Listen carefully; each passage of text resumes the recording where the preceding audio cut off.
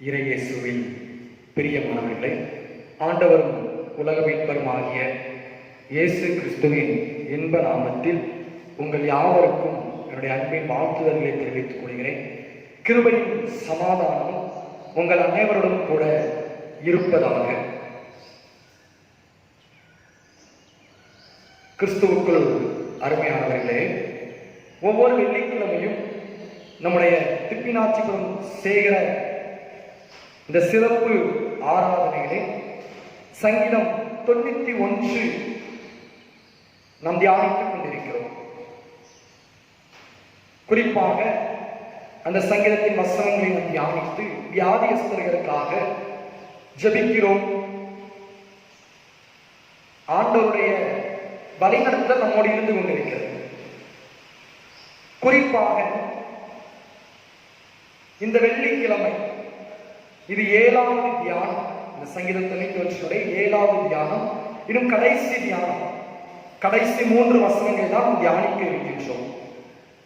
சங்கீதம் 91 13 14 15 16 கடைசி 3 வசனங்களை தான் இந்த நாளிலே நீங்கள் நாம் தியானிக்க இருக்கின்றோம். சங்கீதம் 91 டிவைன் ப்ரொடக்ஷன் என்று சொல்லி நாம் தியானித்துக் கொண்டிருக்கின்றோம். 2 வசனங்களாக, கடந்த வாரம் 3 வசனமாக, இந்த வாரத்திலே 3 வசனமாக நாம் தியானிக்க இருக்கின்றோம். இந்த வாரத்தில் இந்த 3 வசனங்கள் எதை வெளிப்படுத்துகின்றன என்றால், கேரக்டரிஸ்டிக்ஸ் ஆஃப் டிவைன் ப்ரொடக்ஷன், இறை பாதுகாப்பின் மகத்துவங்கள் அல்லது குணாதிசயங்கள். ஒவ்வொரு வாரமும் ஒவ்வொரு மையப்பொருளை வைத்து நாம் தியானித்தோம். இந்த வாரம் கேரக்டரிஸ்டிக்ஸ் ஆஃப் டிவைன் ப்ரொடக்ஷன். என்னென்ன கேரக்டரிஸ்டிக்ஸ் இறைவனுடைய பாதுகாப்புல காணப்படுகிறது என்று சொல்லி இந்த 3 வசனங்கள்ல நாம் பார்க்க இருக்கின்றோம். 3 வசனங்களை நம்ம வாசிக்கலாம். அவன் இடத்தில் வாஞ்சையாக இருக்கிறபடியால் அவனை விடுவிப்பேன், என் நாமத்தை அவன் அறிந்திருக்கிறபடியால் அவனை உயர்ந்த அடைக்கலத்தில் வைப்பேன். அவன் என்னை நோக்கி கூப்பிடுவான், நான் அவனுக்கு மறுவுற்றவர்களை செய்வேன். ஆபத்தில் நானே அவனிருந்து அவனை தப்புவித்து அவனை கனப்படுத்துவேன். நீடித்த நாட்களை அவனை திருப்தியாக்கி என் ரட்சிப்பை அவனுக்கு காண்பிப்பேன். கிறிஸ்துவுக்குள் அன்பானவர்களே, இதுவரைக்கும் நாம் பார்த்த 13 வசனங்களிலே நாம் பார்க்கும் பொழுது, ஒரு மனிதன் இன்னொரு மனிதனிடத்தை பேசுவது போல காணப்பட்டிருக்கு.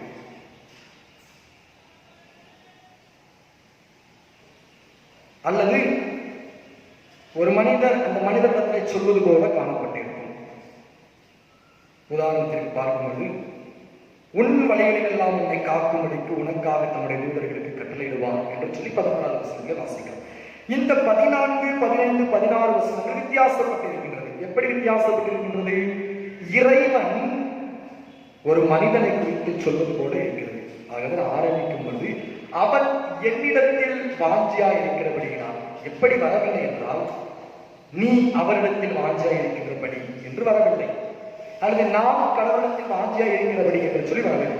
மாறாக கடவுள் சொல்வது போல அவன் என்னிடத்தில் வாஞ்சியாய் இருக்கிறபடியால் என்று சொல்லி வருகிறது. இந்த 3 வசனங்களிலே 8 விதமான கேரக்டரிஸ்டிக்ஸ் இறை பாதுகாப்பை குறித்து வருகின்றது. ஒன்றாக நாம் மிகச் சுருக்கமாக பார்க்க இருக்கின்றோம். முதலாவது, இறை பாதுகாப்பின் மகத்துவம் என்ன, அது எப்படிப்பட்டது என்று சொல்லி பார்க்கும் பொழுது, அவனை விடுவிப்பேன். 14வது வசனம், அவனை விடுவிப்பேன். I will deliver him, deliverance. விடுவித்தலை என்று சொல்லி, இறை பாதுகாப்பு என்பது விடுவித்தலையும் உள்ளடக்கியது. இதனுடைய மூலபதத்தை நாம் பார்ப்பது பலாட். அது எப்படி டிரான்ஸ்லேட் பண்ணப்படுறா? எஸ்கேப். ஒரு இடத்துல எஸ்கேப் ஆகும். உதாரணமாக ஒரு பேருந்தில் பயணித்துக் கொண்டிருக்கிறோம், தீ பிடிக்கிறது என்றால் அந்த எஸ்கேப், அந்த எமர்ஜென்சி வழியாக எஸ்கேப் ஆகும். அவ்விதமாக அவனை விடுவிப்பேன் என்று கடவுள் சொல்கிறார். டெலிவரன்ஸ். அப்ப முதலாவது கேரக்டரிஸ்டிக்ஸ் என்ன? Deliverance, divine production. விடுவிக்கிற கடவுள். இறை பாதுகாப்பிலே விடுவிப்பு உண்டு. இரண்டாவது என்ன என்று சொல்லி நாம் பார்க்கும்போது, அவனை உயர்ந்த அடைக்கலத்திலே வைப்பேன். ஹை செக்யூரிட்டி, உயர்ந்த பாதுகாப்பு. அதுதான் உயர்ந்த அடைக்கலத்திலே வைப்பேன் என்று சொல்லி சொல்லப்படுவதை நாம் பார்க்கிறோம். கிறிஸ்துவுக்கு பிரியமானவர்களை சாகாப் என்கிற எபிரேய வார்த்தை பயன்படுத்தப்படுகின்றது. இது எதை வெளிப்படுத்துகிறது? டு பி ஹை சேஃப், உயர்ந்த safety, high position. It's not about power but security. பாதுகாப்பு, உயர்ந்த பாதுகாப்பு. உதாரணமாக ஒபேதியா தீர்க்கதரிசன புஸ்தகத்தை நம்ம வாசிக்கும் பொழுது ஏசா வம்சத்தை வந்து கண்டுபிடிச்சிருவான். நீ உயர்ந்த கண்மலையிடத்தில் அடைக்கலம் புரிந்திருக்கிறபடினாலே, அது கண்மலைக்குள் ஒளிந்திருக்கிறபடினாலே பாதுகாப்போடு இருக்கிறாய் என்று சொல்லி நினைக்கிறாய் என்று சொல்லி அங்கு ஒரு உருவகம் பயன்படுத்தப்படுகிறது. உயர்ந்த இடம், பாதுகாப்பு நிறைந்த பகுதி என்று சொல்லி ஒரு அர்த்தத்திலே அங்கு சொல்லப்படுகிறதை நாம் பார்க்கிறோம். கிறிஸ்துவுக்குள் பிரியமானவர்களே, அவ்விதமாக கடவுள் உயர்ந்த அடைக்கலத்தில் வைத்து நம்மை பாதுகாக்கிறார். அடைக்கலம், பாதுகாப்பு வலயம் நிறைந்த பகுதி தான் அடைக்கலம். கல்லால் அடைக்கப்பட்ட பகுதி அடைக்கலம் என்றாயிற்று. ஆகவே இவ்விதமாக கடவுள் நம்மை எந்த இடத்துல இருந்தால் பாதுகாப்பு இருக்குமோ அந்த இடத்துல வைத்து நம்மை பாதுகாக்கிறார். High security. அந்த நம்ம சொல்லுவோம், அரசு அதிகாரிகளுக்கு ஒவ்வொருத்தருடைய பொசிஷனுக்கு ஏற்றால் போல பாதுகாப்பு உயர்த்தி வழங்கப்படும். இத்தனை அடுக்கு பாதுகாப்புலாம் சொல்லுவாங்க. அதுபோல கை செக்யூரிட்டியை கடவுள் நம்ம பிள்ளைகளுக்கு கொடுக்கிறார். மூன்றாவது கேரக்டரிஸ்டிக்ஸ் என்ன என்று சொல்லி நாம் பார்க்கும்போது 15வது வசனத்துல, நான் அவனுக்கு மறு உத்தரவு செய்வேன். I will answer him. Answer, reply. மூன்றாவது இறை பாதுகாப்பு ரிப்ளை உண்டு. கடவுள் மறு உத்தரவு அருளி செய்கிறாங்க. இறைமையா 33 வசனம், என்னை நோக்கி நான் உனக்கு மறு உத்தரவு அருளி செய்து என்று சொல்லி கடவுள். நம்முடைய கடவுள் ஜெபத்தை கேட்கிறவர் மாத்திரமல்ல, மறு உத்தரவு அருளி செய்கிறவர்.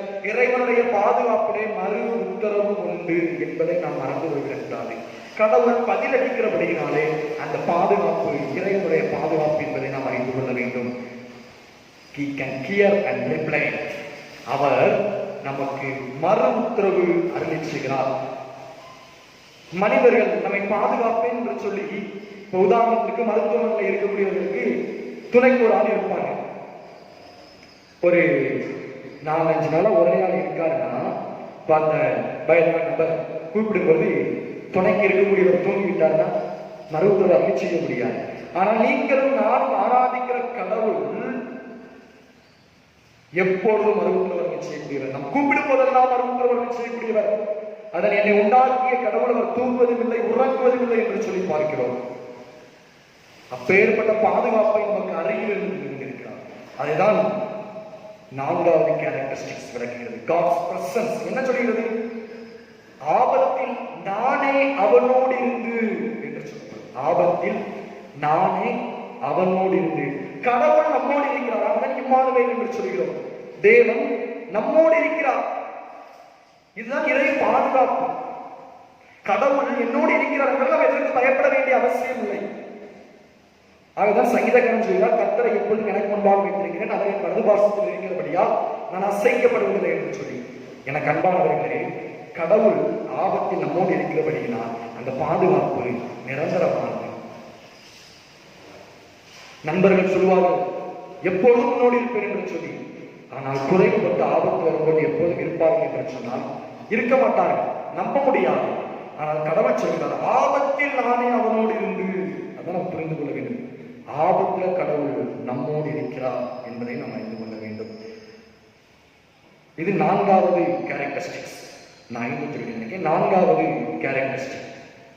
முதலாவது டெலிவரன்ஸ், 2வது ஹை செக்யூரிட்டி, 3வது ரிப்ளை, 4வது காட்ஸ் பிரசன்ஸ், 5வது மீண்டும் டெலிவரன்ஸ். அல்லது இதை நாம் அறிந்து கொள்ள வேண்டும் என்று சொன்னால் அங்கு அவனை தப்புவித்து என்று சொல்லி கடவுள் சொல்கிறார். 15வது வசனத்திலே அவனை தப்புவித்து என்று சொல்கிறதை நாம் பார்க்கிறோம். முதலாவது தானே கேரக்டரிஸ்டிக் டெலிவரன்ஸ் பார்த்தோம். இங்க என்ன டெலிவரன்ஸ்? ஆங்கிலத்துல ஒரே பதம் சில டிரான்ஸ்லேஷன்ஸ்ல பயன்படுத்தப்பட்டிருக்கு, ஆனால் மூல பதத்துல வேறு. நம்ம முதலாவது பார்த்த கேரக்டரிஸ்டிக்ஸ் மூல பதம் பலாத். இங்கு நாம் பார்ப்பது கலாத் என்று சொல்லி பயன்படுத்தப்படுகிறது. ஆக தமிழில் அங்கு விடுவிப்பேன் என்றும் 15வது வசனத்தை தப்புவித்து என்று சொல்லி பயன்படுத்தப்படுகிறது. டு புல் ஆஃப், அதாவது ஆபத்திலே தப்புவிப்பது, விடுவிப்பது வேறு, ஆபத்திலே தப்புவிப்பது வேறு என்பதை நாம் புரிந்து கொள்ள வேண்டும். இறை பாதுகாப்பில் இருக்கும்போது கடவுள் ஆபத்தினின்று நம்மை தப்புவிக்கிறார் என்பதை நாம் மறந்து போய்விடக்கூடாது. இதை புரிந்து கொள்வதற்கு ஒரு உதாரணத்தை நான் சொல்ல விரும்புகிறேன். ஒரு மனிதன் செய்யாத தவறுக்காக ஒரு தண்டனையை பெறுகிறான், வாதாடுகிறார்கள், அதிலிருந்து விடுவிக்கப்படுகிறான். ஆனால் அதில் தப்புவிக்கப்படுவது என்ன என்று சொல்லும்போது, எந்த நபர்கள் அவனை அந்த தண்டனையை பெரும்படிக்கு தவறாக சிக்க வைத்தார்களோ அவர்களுடைய கைகளில் நின்றும் தப்புவிப்பதுதான் தப்புவித்தல். இது ஒரு உதாரணத்திற்கு நாம் புரிந்து கொள்வதற்காக சொல்லக்கூடிய காரியம். ஆக இந்த டெலிவரன்ஸ் என்பது தப்புவித்தலை குறிப்பிடுகிறது. ஆறாவது கேரக்டரிஸ்டிக்ஸ் என்ன என்று சொல்லி நாம் பார்க்கும்போது, அதை 15வது வசனத்தின் கடைசி வார்த்தை, அவனை கனப்படுத்துவேன். I will honour him, honours. இது எதை வெளிப்படுத்துகிறது என்று சொன்னால், மோர் ஹானரபிள், கடவுள் கனப்படுத்துகிறார். இறை பாதுகாப்புக்கும் கனப்படுத்துதலுக்கு என்ன தொடர்பு இருக்கிறது? கடவுள் நம்மை கனப்படுத்துகிறார் என்றால் அதில் அவருடைய பாதுகாப்பு நமக்கு கூட கிடைக்கிறது.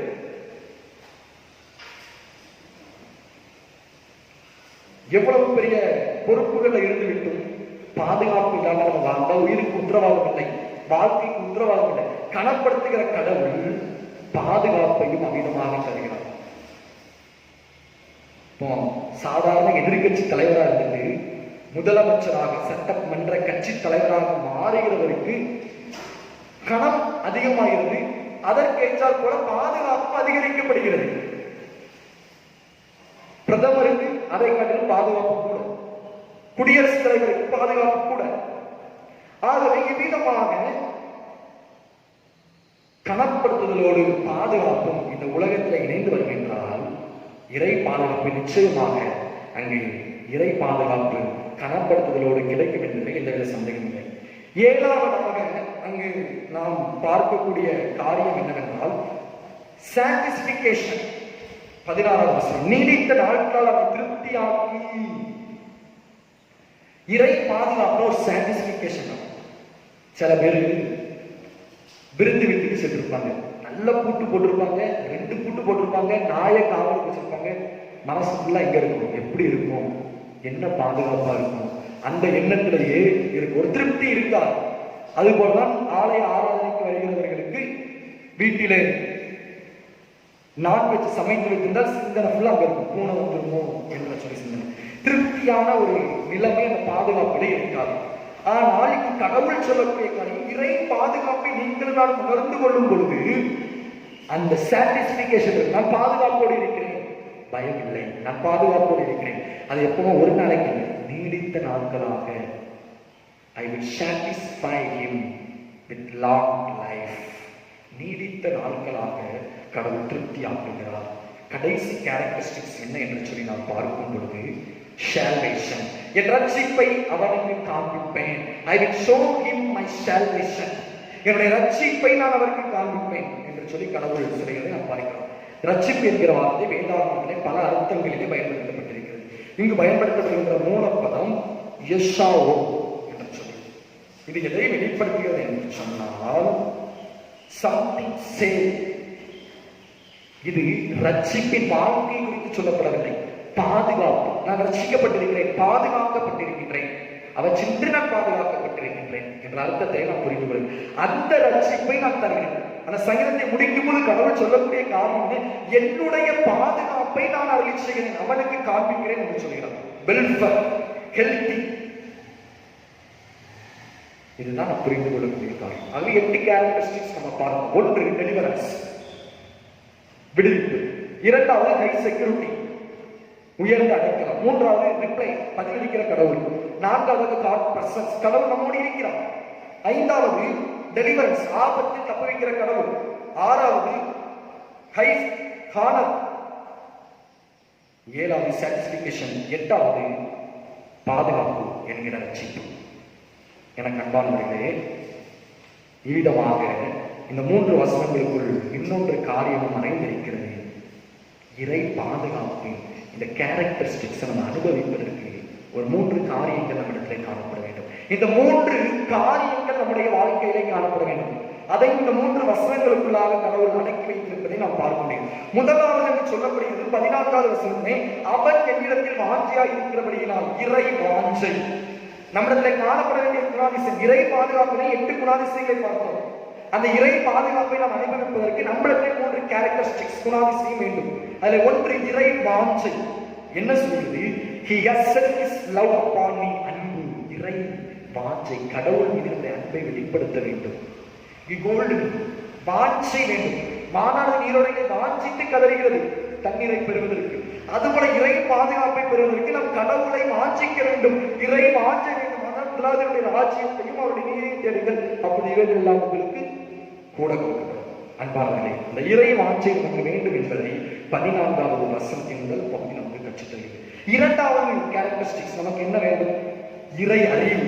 அதே 14 சொல்கிறது, என் நாமத்தை அவன் அறிந்திருக்கிறபடியினால், he has known my name. இன்னும் ஒரு டிரான்ஸ்லேஷன் எப்படி சொல்லிருந்தா, he acknowledges me, அல்லது he understood my name. இது நான் எதை வெளிப்படுத்துகிறது? அவன் என் நாமத்தை அறிந்திருக்கிறபடினா பர்சனல் நாலேஜ். இப்போ நான் திப்பினாட்சி சபையிலே பணியாற்றி கொண்டிருக்கிறேன். இப்போ என்னுடைய பெயர் அனைவருக்கும் தெரிந்திருக்குமா என்றால் தெரியாது. ஆனால் என்னை குறித்த பர்சனல் நாலேஜ், என்னோட பழகியோ அல்லது மற்றவர்கள் மூலமாக தெரிந்து கொண்டோ என்னை குறித்த நாலேஜ் இருக்கிறதுனா எனக்கு எந்த ஒரு என்ன செய்து கொண்டிருக்கிறேன், அது என்னுடைய பிரசங்கங்கள் எப்படி இருக்கும், அது என்னுடைய செய்திகள் எப்படி இருக்கும், என்னுடைய வாழ்க்கை எப்படி இருக்கிறது, ஒவ்வொன்றும் ஒவ்வொரு படிக்கலை பர்சனல் நாலேஜ். அது போலதான் கடவுளை குறித்த பர்சனல் நாலேஜ், இறை அறிவு நமக்கு வேண்டும். இறை பாதுகாப்பை பெற்றுக் கொள்வதற்கு இறை அறிவு வேண்டும். அதுதான் வேதவசனம் சொல்கிறது, அவர்கள் பெற்றுக்கொள்வோம் என்று விசுவாசம் நமக்கு வேண்டும். தேவனிடத்தில் சேர்கிறோம், அவர் உண்டென்றும் விசுவாசிக்க வேண்டும். அந்த விசுவாசம், இறை அறிவு நமக்கு வேண்டும், அந்த எண்ணம் நமக்கு வேண்டும். மூன்றாவது இறை நாட்டம். இறை நாட்டம் 15வது வசனத்தில் சொல்கிறது, அவன் என்னை நோக்கி கூப்பிடுவான். இறை நாட்டம் வேண்டும். இறை வாஞ்சை, இறை அறிவு. மூன்றாவது இறை நாட்டம். இறைவனை குறித்த அறிவு நமக்கு நிறையாக இருக்கலாம், ஆனால் இறை நாட்டம் வேண்டும். ஆபத்தில் அவன் உதவிச்சு வர சொல்லி கூப்பிட வேண்டும். எக்ஸாம்பிளுக்கு இவர்கிட்ட போன நமக்கு தீர்வு கிடைக்கும் என்று சொல்லி தெரியும், அந்த அறிவு நமக்கு இருக்கும். ஆனால் போறதுதான் நாட்டம். அதுபோல இறைவனிடத்திலே அவனை குறித்த அறிவு இருக்கிற நாம் அவனை கூப்பிட வேண்டும். அதன் ஜபத்தை கேட்கிறவரே மாம்சமான யாவரும் இடத்தில் வருவார்கள் என்று சொல்லி சொல்லப்பட்டது. அந்த இறை நாட்டம் உங்களுக்கும் எனக்கும் வேண்டும். கிறிஸ்துவுக்குள் பிரியமானவர்களே, இறைவனை அழைக்க வேண்டும். அந்த இறை நாட்டம் உங்களிடத்திலும் என்னிடத்திலும் காணப்பட வேண்டும். இந்த 3 கேரக்டரிஸ்டிக்ஸ் நம்முடைய வாழ்க்கையில காணப்படும்போது 8 கேரக்டரிஸ்டிக்ஸ் உள்ள டிவைன் ப்ரொடக்ஷன் நமக்கு நிறைவாக கிடைக்கும். இந்த 3 குணாதிசயங்கள் உங்களிடத்திலே காணப்படும் போது 8 குணாதிசயங்களை கொண்ட இறை பாதுகாப்பு உங்களுக்கு நிறைவாக கிடைக்கும். இதனால் நம்ம 91வது சங்கீதத்தை தியானித்து முடிக்கிறோம். டிவைன் ப்ரொடக்ஷன், உன்னதமானவரின் உயர் மறைவில் இருக்கிறவன் சர்வருடைய நிழலில் தங்குவான் என்று சொல்லி நாம் தியானித்தோமே. அவ்விதமாக நாம் இன்று தியானித்து முடிக்கிறோம். என்னுடைய பாதுகாப்பை நான் உங்களுக்கு காண்பிப்பேன் என்று சொல்லி, கிறிஸ்துவுக்குள் பிரியமானவர்களே, தொடர்ந்து 91வது சங்கீதத்தை நீங்கள் வாசியுங்கள், சிந்தியுங்கள், தியானியுங்கள். நம்முடைய வாழ்க்கையிலே எல்லாம் வந்த கடவுள் நிறைவான பாதுகாப்பை நமக்கு தந்து வழி நடத்துவாராக. ஆமென். ஜெபம் செய்வோம். ஆண்டவருடைய சமூகத்திலே நம்முடைய பாதுகாப்பை எங்களுக்கு தாரும் என்று சொல்லி கேட்போம். அன்பின் ஆண்டவரே, ஆசீர்வதிக்கப்பட்ட இந்த வெள்ளிக்கிழமைக்காய் நன்றி செலுத்துகிறோம். ஆண்டவரே, நாளோடு 91வது சங்கீதத்தை நாங்கள் தியானித்து முடிக்கிறோம். இறை பாதுகாப்பு எப்படிப்பட்டது, எப்பேற்பட்ட காரியங்களை நாங்கள் செய்ய வேண்டும், கடவுள் எப்படியெல்லாம் எங்களை பாதுகாக்கிறார் என்று சொல்லி தெளிவாக நாங்கள் தியானித்திருக்கிறோம். அவ்விதமாக நாங்கள் வாழ எங்கள் வளர்த்தாலும் இன்றைய நாள் நாங்கள் தியானித்தது போல நாங்கள் இறை வாஞ்சை உள்ளவர்களாக, இறை அறிவு உள்ளவர்களாக, இறை நாட்டம் உள்ளவர்களாக வாழ முடிந்தது. குறிப்பாக வியாதியோடு பலவீனத்தோடு எங்களுடைய சேகரத்தில் காணப்படுகின்ற பிள்ளைகளுக்கு பாதுகாப்பை கொடுத்துள்ளும், விடுதலையை கொடுத்துள்ளும், ஹை செக்யூரிட்டியை கற்று கொடுத்து நீர் மீண்டும் ஜீவனோடு நிறுத்தியர்களும் நாங்கள் ஜெபிக்கிறோம். அப்பா ஆண்டவரே, வயதுபர்கள் பலவீனப்பட்டிருக்கிறவர்கள் சிறுபிள்ளைகளை இந்த பெருந்தொற்று காலத்தை கற்று பாதுகாத்தவர்களும் நாங்கள் ஜெபிக்கிறோம். ஆண்டவரே, தொடர்ந்து எங்களுடைய சேகராய திருச்சபை பணிகளை செய்கிற நிர்வாக குழு உறுப்பினர்கள் யாவர் மீதும் உடைய கிருபையுள்ள கரத்தை வைத்து பாதுகாத்து கருத்து வழி நடத்துகிறார். உம்முடைய கருத்திற்களாக தெரிகிறோம். தொடர்ந்து பாதுகாத்துக் கொள்ளும், வழி நடத்தும். இயேசு கிறிஸ்துவின் வல்ல நாமத்தில் வேண்டிக் கொள்கிறோம் நல்ல பிதாவே, ஆமென். உன்னதமானவரின் உயர் மறைவில் இருக்கிறவன் சர்வ வல்லவரின் நிழலில் தங்குவான், இது பரமசிலாக்கியமே. சர்வ வல்லவரின் நிழலில் தங்குவான், இது பரமசிலாக்கியமே. அவர் செட்டையின் கீழ் அடைக்கலம் புகவே நாம் சிறகுகளால் மூடுவார். அவர் செட்டையின் கீழ் அடைக்கலம் புகவே நாம் சிறகுகளால் மூடுவார். ஆமென். எல்லாம் வல்ல இறைவன் தந்தை மகன் தூய ஆவியானவர் தம்முடைய பாதுகாப்பை உங்களுக்கு அருளி செய்து என்றென்றைக்கும் வழி நடத்துவாராக. ஆமென்.